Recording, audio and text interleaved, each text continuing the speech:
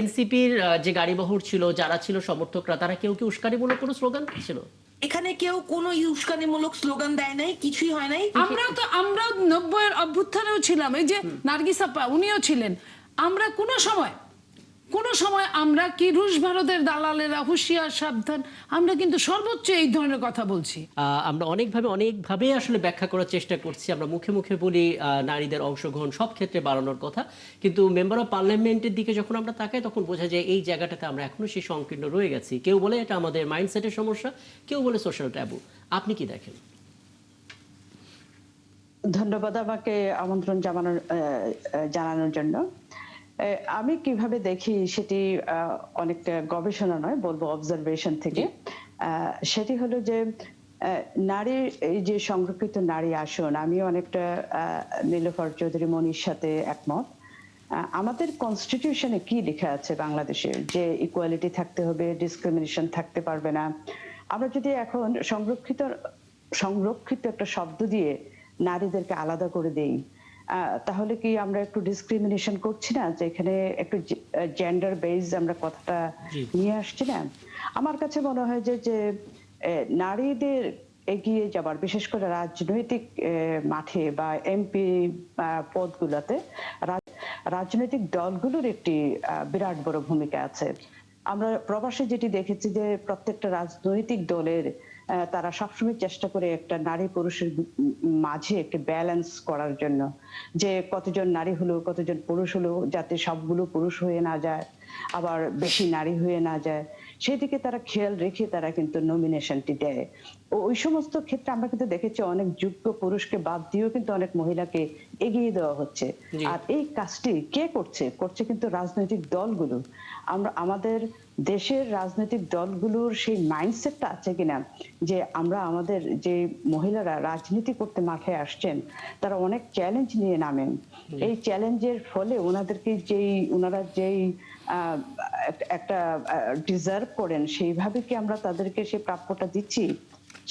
সেটি আমার মনে হয় না আমরা রাজনৈতিক দল হিসেবে এখনো সেই পর্যায়ে আমরা যেতে পেরেছি, সেই চর্চাটা আমরা এখনো করি। আরেকটি জিনিস আমি লক্ষ্য করেছি, আমি ছোটবেলা থেকে আমরা জানি যে আমাদের বাংলাদেশের সংসদে এই সংরক্ষিত নারী আসনের কথাটি, কিন্তু একটি জিনিস এখানে আমি সবসময়, যতই আমার বয়স হচ্ছে ততই আমার মনে প্রশ্ন যাচ্ছে যে এই সংরক্ষিত নারী যারা এমপি হবেন, আসলে ওনাদের কাজ কি হবেন?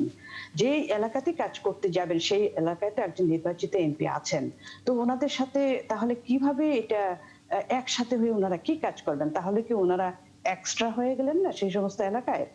এই আরেকজন বক্তা যেটি বললেন, যে অ্যাডভোকেট নূর যেটি বললেন, যে কিছু কিছু কাজ যেমন প্রতিবন্ধীদের নিয়ে কাজ বা স্পেশাল কোনো কাজ নারীরা করবে। আমার ক্ষেত্রে মনে হয় যে এই ক্ষেত্রে নারী পুরুষের কোনো বিষয় হতে পারে না, এটি হতে হবে একজন এমপির কাজ। মানে আসলে আপনি যে পয়েন্টগুলো বলেছেন, আজকে আমরা দেখতে পেলাম যখন আমরা বিশেষজ্ঞদের ইন্টারভিউ নিচ্ছিলাম, মোটামুটি ভাবে 11টা প্রশ্নের কোনো উত্তর আসলে এই আইনের প্রেক্ষাপটে নেই।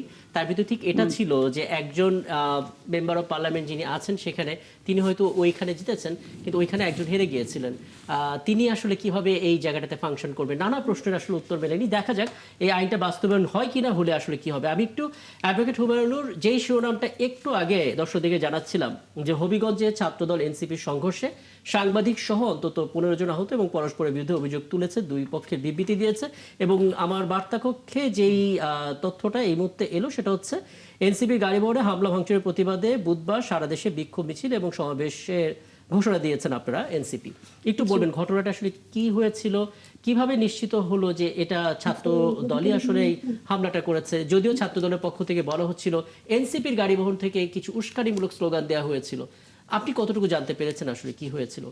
আচ্ছা, যেটা হয়েছে যে আমাদের তো সারা মাসব্যাপী গণভোটের রায় বাস্তবায়নের দাবিতে জুলাই যাত্রা সারা দেশব্যাপী চলমান আছে।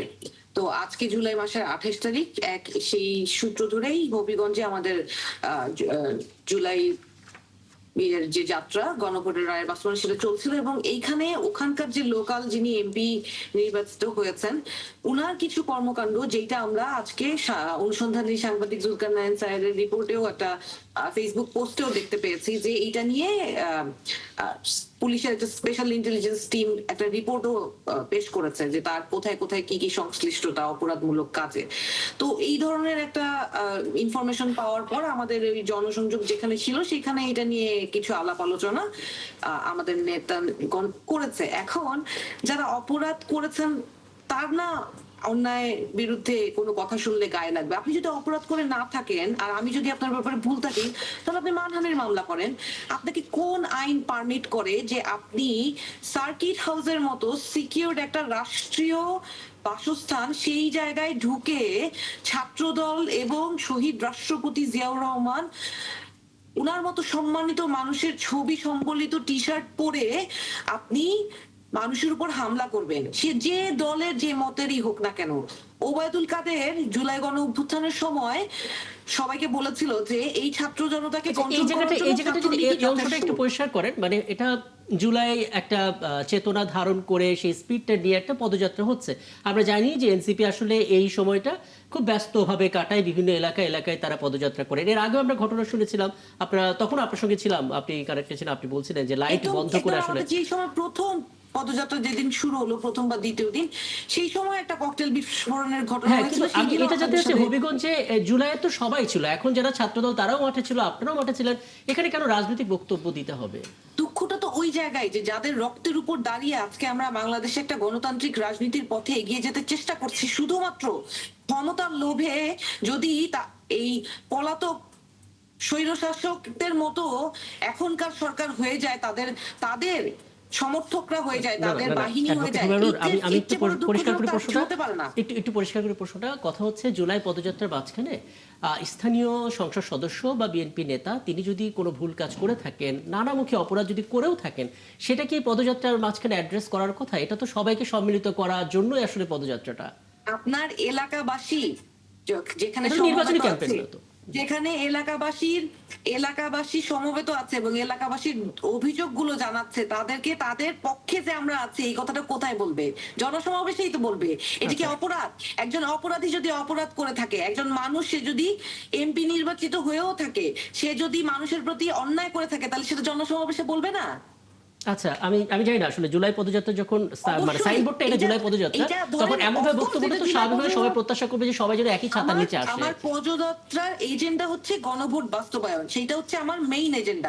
কিন্তু আমি যখন যে এলাকায় যেই মানুষগুলোর কাছে যাব, তাদের কষ্টের কথা, দুঃখ আরেকটা বিষয় স্পষ্ট করবেন, না করি তাহলে আমি কি জনমানুষের আরেকটা বিষয় স্পষ্ট করবেন, আসলে কি ওই এনসিপির যে গাড়িবহর ছিল, যারা ছিল সমর্থকরা, তারা কেউ কি উস্কানিমূলক কোনো স্লোগান ছিল? এখানে কেউ কোনো উস্কানিমূলক স্লোগান দেয় নাই, কিছুই হয় নাই। ওই সমাবেশে যে বক্তব্য ওই স্থানীয় এমপির ব্যাপারে বলা হয়েছে, শুধুমাত্র সেই বক্তব্যের জেরে তারা এইভাবে করে, আপনার বক্তব্য ভুল হলে আপনি মানহানির মামলা দেন না, কিন্তু আপনারা এই যে দেখেন ঝিনাইদহে মসজিদ থেকে নামাজ পড়ে বের হচ্ছে, সেই অবস্থায় কোনো বক্তব্য দিয়েছিলেন নাসিরউদ্দিন পাটোয়ারি, সেই অবস্থায় তার উপরে হামলা করা হয় নাই। হামলা করার পরে দেখেন কি কালচার স্ট্যাবলিশ হচ্ছে, সেই আওয়ামী আমলের মতো নিজেরাই হামলা করবে, আবার নিজেরাই পাল্টা মিথ্যা মামলা দায়ের করবে। এই সংস্কৃতিকে আমরা আবারও এই বাংলাদেশে চলুক, এইটা দেখতে চাই। বুঝতে পারছি, আপনি স্পষ্ট করেছেন এবং আপনার প্রতিটা কথায় এখানে মাননীয় সংসদ সদস্য নীলুফা চৌধুরী মনি শুনেছেন। আমি তার কাছ থেকে একটু হয়ে আসি, তারপর আবারও শুনবো আপনার কাছে। নীলুফা চৌধুরী মনি, 5 মাস হয়েছে সরকার, এবং 5 মাস আগে যদি আমরা দেখি অন্তর্বর্তীকালীন সময়ে ঐক্যমত্য কমিশনের ছাতার নিচে সবাই ছিল, তার আগে যদি চিন্তা করি একটা অভ্যুত্থানে সবাই মাঠে ছিল, আমরা 2-3 বছর পরে দেখতে পাচ্ছি দৃশ্যপট পাল্টে গেল। আজকে যে ছবিটা আমরা দেখতে পাচ্ছিলাম সেটা মানে নিঃসন্দেহে অনাকাঙ্ক্ষিত, এবং কি হচ্ছে আসলে আমরা কেউ জানি না। আমরা যখন পেপারগুলো পড়ছি আমরা দেখতে পাচ্ছি যে উস্কানিমূলক স্লোগান দেওয়া হচ্ছে, এটা ছাত্রদলের পক্ষ থেকে বলা হচ্ছে, এনসিপি থেকে, এবং এনসিপি দিক থেকে বলা হচ্ছে যে আমরা যে অনিয়মগুলো পাচ্ছি, আমরা গণভোটের কথা মানুষকে বলবো, অতর্কিতভাবে আওয়ামী লীগ স্টাইলে আমাদের উপর হামলা করা হয়েছে। এখন এই রেফারেন্সটা কেন আসছে বারবার? দেখেন, আমি খুব এই যে কোনো অনাকাঙ্ক্ষিত ঘটনা আসলে কাঙ্ক্ষিত না, আমি এটার পক্ষে না। আমি কোনো মারামারির দিকে আমি কখনোই পক্ষে না, কোনো সময়ের জন্যই না। ব্যাপারটা দুঃখজনক, কিন্তু উস্কানিটা কিন্তু আরো খারাপ। আপনি দেখেন 24-এ এই যে এখন কথা হচ্ছে, সবাই বলছে, সব সময় আলোচনায় যখন আসে, কথায় কথায় এত অপমানজনক, এত স্ল্যাং, খালি স্ল্যাং, গালি দিলেই গালি হয় না। গালি, আমি যদি আপনাকে বলি যে তুমি আনসিভিলাইজড বা অসভ্য, মানে তুমি সমস্ত সভ্যতার বাইরে, এই ব্র্যাকেটের মধ্যে কিন্তু যে কোনো গালি ঢুকিয়ে দেওয়া যায়, তাহলে কিন্তু অশ্রাব্য গালির প্রয়োজন পড়ে না, তাই না? তো এরা কি করে তা না, এরা যে কোথা থেকে এই গালি আমদানি করেছে আল্লাহ জানে। এমন ভাবে কথা বলে যেমন নাসিরউদ্দিন একজন, ও কথা বললে আর কিছুই লাগে না। একটা মানুষের সম্মান দিতে আপনি নাই পারেন, অপমান করার রাইটস আপনার নাই। আপনি ধরেন সামনের কাতারে ছিলেন, আমি তো কয়েকদিন বলি যে আপনি আওয়ামী লীগের সঙ্গে ছাত্রলীগ হয়ে কাজ করছেন, ছাত্রলীগ হয়ে যুদ্ধ করছেন, তারপরে আপনি এই সুযোগটা নিছেন। আমরা তো এগুলা বলি না, আমরা এগুলা বলতে চাইও না। আমরা মনে করি আমরা সবাই যোদ্ধা, জুলাই মাস আমরা সবাইকে সম্মান করি। দেখেন আমি কিছুই বলি নাই, শুধু আমি জানতে চেয়েছিলাম একটা জায়গায় যে কে ব্যবহারটা করেছে। এটা আমি প্রশ্নটা ছুড়ে দিয়েছিলাম যে উত্তরটা পাবো, সেটা নিয়ে যে কি পরিমাণ ট্রল হলো জুলাইতে, অথচ আমি নিজে একজন জুলাই যোদ্ধা। আমি কোনোদিন বলি না, আমার লজ্জা লাগছে। এই রেফারেন্সটা আসলে আপনার ক্ষেত্রে সবসময় প্রযোজ্য, কারণ আপনি জাকাত নিয়ে হয়তো একটা কথা বলেছেন, অতটুকু কেটে ভাইরাল করে দেওয়া হয়েছে। ওটা ভাইরাল করেছে। দেখেন এইটা, এবং সবচেয়ে দুঃখজনক যারা কাছের, যারা জানে বুঝে, তারাও কিন্তু দুটো কথা বলে। বুঝে না যে এটা ভটবাহিনীর কাজ, ঠিক আছে আমি এখান থেকে নিবৃত থাকি, আমি পুরাটা শুনি, সেটা না করে তারাও একটা যাচ্ছে একটা ছুড়ে দিল। হবিগঞ্জের ইস্যুটা, আজকে হবিগঞ্জের ইস্যুটা আজকে না, কন্টিনিউয়াসলি এই যে 24 আগস্টের পরে থেকে এই কন্টিনিউয়াসলি বিএনপিকে হেয় করা, ছোট করা, ছাত্র দলকে, যুব দলকে মূল দলের। শুধু তাই না, এই নাসিরউদ্দিন অনেকদিন বলেছে যে তারেক রহমান কোথায় থাকতো যদি আমরা না থাকতাম। আরে তোমরা তো সামনে ছিলে, আমরা অস্বীকার করি না, কিন্তু আমরা তো মাঠ ছাড়ি নাই, আমরা তো তাওয়া গরমের মধ্যেই রেখেছিলাম। আমরা যদি লক্ষ লক্ষ জনতা, যদি আমরা বিএনপির, যদি আমরা পিছনে যদি আন্ডারগ্রাউন্ডের না থেকে তোমাদের হেল্প না করতাম, তাহলে তোমাদের শেখ হাসিনা টিপে টিপে এইভাবে টিপে টিপে মেরে ফেলতো। শেখ হাসিনা এমন একজন ব্যক্তি, এমন একটা দল, সেটা তো আমরা বলি না। কারণ আমরা বলি না এটার ফ্যাসিলিটিস এর ভাগ সবাই আমরা পাবো, আমরা সবাই এটা পাবো। আমি কারো সময় কথা বলি না, আমার কথা আমি প্রথমেই বলেছি এটা ন্যাক্কারজনক, এটা ভালো না। কিন্তু আপনি যে উস্কানিটা দেন, আমি যদি আজকে থেকে আরো যদি 30-35 বছর আগের কথা বলি, ঢাকা বিশ্ববিদ্যালয়ে 89 সালে ডাকসু নির্বাচনে দুদু রিপন পরিষদ হেরেছিল, স্বীকার করলাম। পরের দিন মিছিল করেছিল ছাত্রলীগের সাথে, তার যে জোট আছে সেই জোট মিছিল করেছিল। মিছিলের একটা পর্যায়ে হাকিম চত্বর থেকে রোকেয়া হল পর্যন্ত ছাত্রলীগ খ্যাত 2-1 এত বাজে বাজে কথা বলেছিল, যেহেতু দুদু ভাইয়ের নাম দুদু, সে এইসব নোংরা কথা বলতে বলতে 2-1 নারী তাদের কাপড় চোপড় পর্যন্ত সরিয়ে ফেলেছিল। তারপরে একটা অনাকাঙ্ক্ষিত ঘটনা ঘটেছিল, আপনি বুঝেন কথাটা, অনাকাঙ্ক্ষিত ঘটনা ঘটেছিল, ছাত্রদল ধাওয়া করেছিল। সূত্রটা আমি বলছি যে কোথা থেকে সূত্রটা শুরু হয়, উস্কানিটা প্রতিদিন প্রতিনিয়ত। আপনি যে বলছেন একটা মানুষ বাংলাদেশের নাই, তার দলের নাই, তার দলে তাদের বুদ্ধিদাতারা নাই, যে তুমি বাবা এখন তো দেশটা সবার, একটা গণতন্ত্রের দিকে দেশটা আগাচ্ছে, এমন কিছু কথা বলো না। সুন্দর করেও কিন্তু অনেক কথা বলা যায়, এমন কিছু কথা বলো না যে আর 5টা মানুষকে ঘায়েল করা হয়, অপমান করা হয়, তাদেরকে নিচু করা হয়, এই ধরনের বলো না। এগুলো কোথা থেকে এই কথাগুলো আমদানি হয়েছে? আমরাও 90-এর অভ্যুত্থানেও ছিলাম, এই যে নার্গিস আপা উনিও ছিলেন। আমরা কোনো সময় আমরা কি রুশ ভারতের দালালেরা, হুঁশিয়ার সাবধান, আমরা কিন্তু সর্বোচ্চ এই ধরনের কথা বলছি, এই ধরনের। তা এই যে নোংরা কথাগুলা, নারীর অঙ্গ নিয়ে কথা বলা হয়, সে নারী নিজেই স্লোগান দেয়। আপনি বলেন আমরা কোথায় যাই? এই সন্তান আমরা জন্ম দিয়েছি, এরকম সন্তান তো আমরা চাই না। তো এই যে উস্কানিটাও কিন্তু সামনে আসবে। আপনি যদি বিচারের মানদণ্ড আমার হাতে দেন, তাহলে অবশ্যই কাজটা ভালো হয় নাই, মারপিট ভালো না, কিন্তু উস্কানি যারা দেয় ওই মুহূর্তে, পূর্ব মুহূর্তটাও আপনি দেখেন যেভাবে থ্রেট দিয়েছে, ভাই তোমার নাই ওই যে অত্যাচারী স্বামীর হাতে কিছু বউ আছে, আপনার বউগুলো মুখে মুখে তর্ক করে, বলে আরেকটা মার দিয়ে দেখো, আবার মার খায়, আবার বলে আরেকটা মার দিয়ে দেখো, আবার মার খায়। তো এরকম অবস্থা যে আমরা তো এটা চাই না। আপনি আমাকে এটা বলেন, বিএনপি কে কেন আসলে ঘায়েল করার চেষ্টা করবে 5 আগস্টের পরে? বিএনপি কি করেছে? বিএনপি থাকলে তো তাদের জন্য ভালো একটা অভিভাবকত্ব, একটা এক্সপেরিয়েন্স একটা দল। তারা বলে না, তাদের কিছু কথা আপনি অসংলগ্ন কথাগুলো শুধু সংলগ্ন যোগ দিবেন, সুতায় মালা গাঁথবেন, বিনি সুতার মালার মতো তারা কথা বলে। ডিপ স্টেট, কিচেন ক্যাবিনেট, তারপরে কারা কারা ইম্পর্টেন্ট, কারা কারা ছিল, কে মাস্টার মাইন্ড, এই কথাগুলো খালি যদি আপনি যোগ দেন আপনার উত্তর আপনি পেয়ে যাবেন। তারা এটা তাদের দোষ না, তাদের বয়সের দোষ। এই যে মুই কি হুনুরে, এরকম একটা ছবি অনেক আগে রাজ্জাকার নতুনের আমি সম্ভবত দেখেছিলাম, যে পিছন থেকে সব কারুকাজ সব গুলাগুলি করে নতুন শুধু গর্ব করে বলে আমি অমুককে মেরেছি, আসলে সে মারেও না, সে কোনোদিন গুলি চালাতে জানে না, পিছন থেকে গোয়েন্দা সংস্থা গুলি চালায়। তা এই ছাত্রদের অবস্থাটা এরকম হয়েছে, তারা এত বড় বড় গল্প করে যে গল্পগুলোর সাথে খাপ খাওয়াতে পারে না। আমরা কোনো অনাকাঙ্ক্ষিত ঘটনা চাই না, আমরা চাই এই দেশটা আমাদের সবার। কোন ব্যক্তি কে বড় দল, কে ছোট দল, কে মাঝারি দল, এটাও আমাদের কাছে ফ্যাক্টর না। কে বড় বড়, এই যে যত বড় বড় কথা বলবে, যত চেতনা বিক্রি করবে, চেতনা বিক্রি করতে করতে কিন্তু শেষ করে এইভাবে যে আজকে যে ঘটনাটা ঘটলো হবিগঞ্জে, ইনফ্যাক্ট গতকালকে যেহেতু রাত 12টা পার হয়ে গেছে, তার জন্য আপনি দায়ী করছেন এনসিপির পদযাত্রায় উস্কানিমূলক স্লোগানকে। নো, শুধু স্লোগান যে দায়ী আমি তা বলবো না। আপনার এটা অনেক দিন যাবত এটা একটা মানে তুমি আমাকে টাচ করো, তুমি আসো, এমন কথাগুলো বলা হচ্ছে।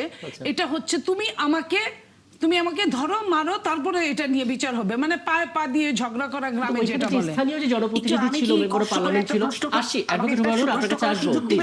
জি, ওইখানে যে জনপ্রতিনিধি ছিল তার বিরুদ্ধে কিছু বলেছিলেন, যৌক্তিকভাবে হয়তো বলেছিলেন, তারা বলছিলেন যে কারণে সেটার জন্য তদন্ত হোক, সেটার জন্য বিচার হোক, আমরা বিচারের জন্য রাজি আছি। আমাদের কাছে যে কোনো মানুষের, আমার নেতা বলেছে উনি প্রতিশোধে বিশ্বাস করেন না, তারেক রহমান বিচারে বিশ্বাস করেন, সেটার জন্য বলুন হারিয়ে গেল না।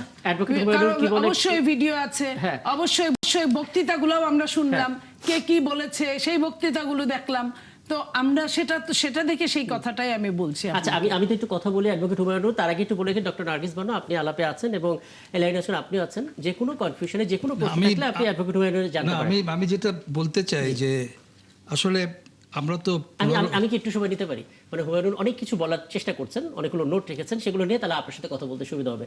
হুমায়ুন দুটো বিষয় একটু স্পেসিফাই করবেন। প্রথম কথা হচ্ছে কেন বিএনপিকে ঘায়েল করা এবং তাদের দিকে এভাবে প্রভোগ করা যে তুমি আমাদেরকে কিছু করো যাতে করে আমরা রাস্তায় নামতে পারি, কেন বিএনপি এটা ফিল করছে, তেমন বার্তাটা কি আপনাদের দিক থেকে সত্যি আসছে? দ্বিতীয় বিষয় যেটা খুবই জানতে ইচ্ছা করে, আপনি খুব চমৎকার করে কথা বলেন যুক্তি দিয়ে এবং আপনি আপনার ডিসেন্সি দিয়ে কথা বলেন, সেটা আমাদেরকে মুগ্ধ করে। কিন্তু এই একই দলের মধ্যে থেকে যখন নাসিরউদ্দিন পাটোয়ারি কথা বলেন তখন অনেককেই সেটা হতাশ করে, সেগুলো নিয়ে হয়তো আমরা প্রচারও করতে পারি না কিছু কিছু বক্তব্য। এটা কেন হয়? আচ্ছা, ব্যাপারটা হচ্ছে আমি যেহেতু নারীদের নিয়ে আমার কাজ করা হয়, আমি আইনজীবী, আমি একটা ছোট প্রশ্ন আপনার কাছে রাখতে চাই। ধরেন সংসারে অনেক অশান্তি, তো স্ত্রী বারবার প্রশ্ন করেন বা অভিযোগ করেন এবং সেই কারণে হয়তো কখনো তর্কও হয়, উচ্চকণ্ঠে কথাও বলেন। সেই জন্য একজন স্বামী কি আজকে যেভাবে একজন টিনেজ বাচ্চাকে রড দিয়ে তার চোখে আঘাত করা হয়েছে, একজন স্বামী সংসারে তার স্ত্রীকে যেভাবে নির্যাতন করে অনেককে মেরেও ফেলে, এটা কি জায়েজ?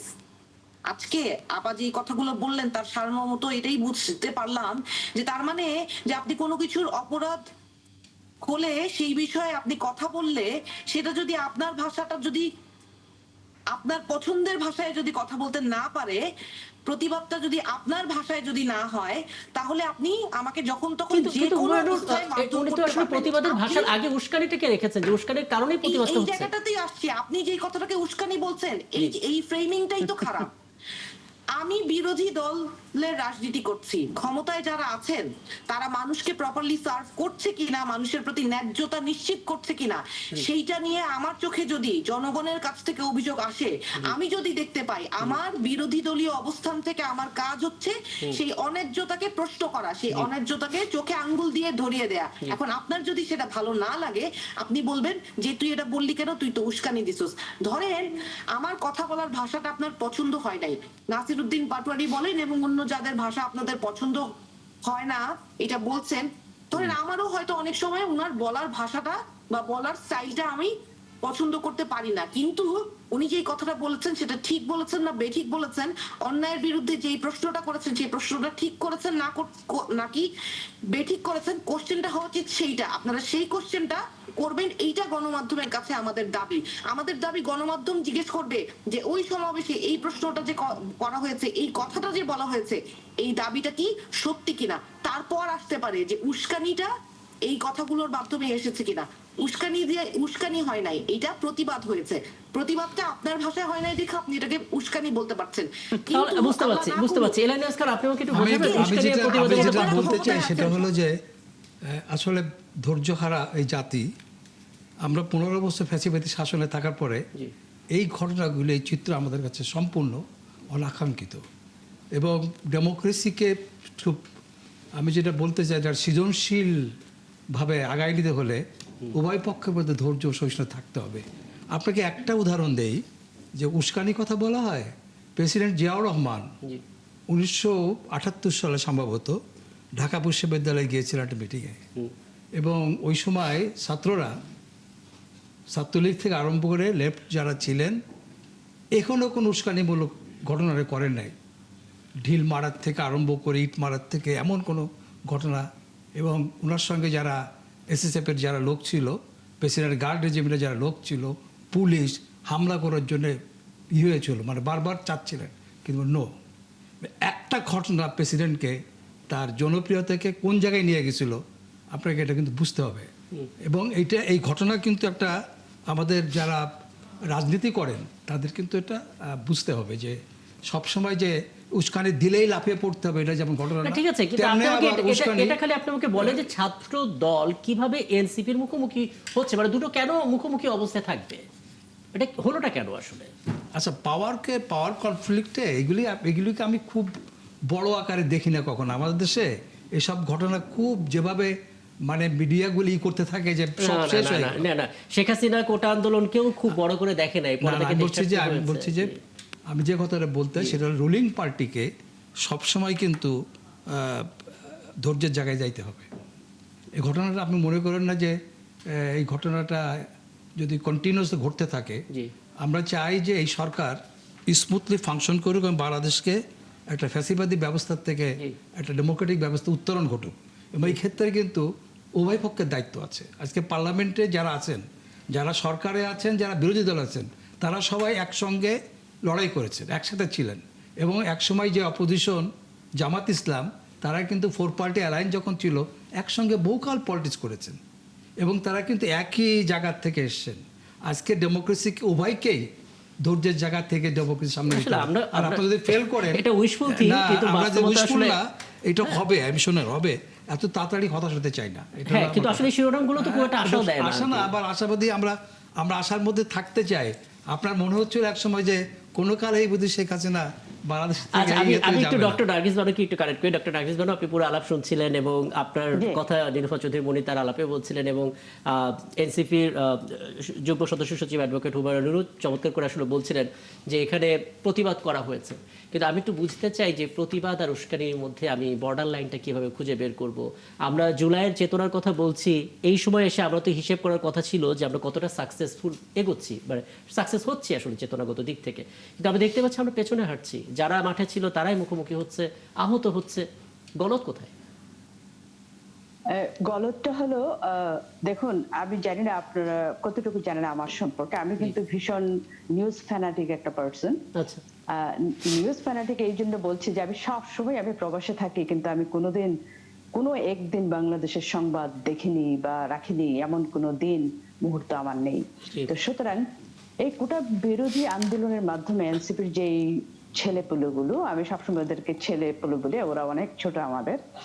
তো এই যে স্টুডেন্টরা যে কোটা বিরোধী আন্দোলন থেকে শুরু হলো, এখান থেকে শুরু হয়ে এটা আস্তে আস্তে বড় আকার ধারণ করলো। তারপরে সারা দেশের জনগণ একসাথে হয়ে তারপরে এই স্বৈর শাসক বা এই ফ্যাসিবাদী সরকারকে হটাতে মানে ক্যাপেবল হয়েছে। এখন প্রশ্নটা হলো, আমি যে জিনিসটা দেখেছি যে এনসিপি তারা একটা দল গঠন করেছে, এই স্টুডেন্ট গুলো যারা নাকি তখন এই কোটা বিরোধী আন্দোলনে ছিল, তারা কিন্তু হাসিনা বিরোধী আন্দোলনে না, তারা ছিল কোটা বিরোধী আন্দোলনে। এখানে ক্লিয়ার হতে হবে সবাইকে, ওনাদের যাত্রাটা ছিল কোটা বিরোধী। আর বিএনপি বা অন্যান্য দল যারা এই হাসিনার সরকারের সাথে ছিল না, সমস্ত দলগুলো ছিল হাসিনা বিরোধী। কিন্তু এক পর্যায়ে গিয়ে যখন কোটা বিরোধী আন্দোলনটা তখন হাসিনা পতনের আন্দোলনের রূপ নেয়, এই রূপটা কিন্তু শুধুমাত্র ছাত্ররা করেনি, এখানে দেশের কোটি কোটি জনগণ সবার সমর্থন ছিল, এই সমর্থনের ফলে এটি হয়েছে। কিন্তু সমস্যাটা কোথায় জানেন আমার অবজারভেশনে, সেটি হলো এই এনসিপি একটি দল গঠন করেছে after 5th of July, 5th of August 2024 এর। এখন ওনারা এই স্টুডেন্ট যেই গ্রুপটা আছেন যারা নাকি কোটা বিরোধী আন্দোলনের মাধ্যমে সবার কাছে পরিচিত হয়েছেন, তারা কেন জানি একটা ডিমান্ড করে, হাসিনা যেমন সবসময়, হাসিনার বাবা যেমন একটা ডিমান্ড করতো, দেশটাই আমার, এই আমরা শুধু থাকি, আমরা যারা আপনারা আমরা সবাই শুধু বাংলাদেশে থাকি, তার বাবার দেশ, তেমনি এনসিপির ভিতরে একটা অহংকার ঢুকে গেছে। তারা সবসময় মনে করছে আমরাই এটা হাসিনাকে বের করেছি, সুতরাং আমরাই মানে শ্রেষ্ঠ, আমরা উই আর দ্য বেস্ট। এই যে একটা অ্যাটিটিউড, আমি মনে করি রাজনৈতিক এত ছোট্ট বয়সী রাজনীতিবিদদের থাকা উচিত না।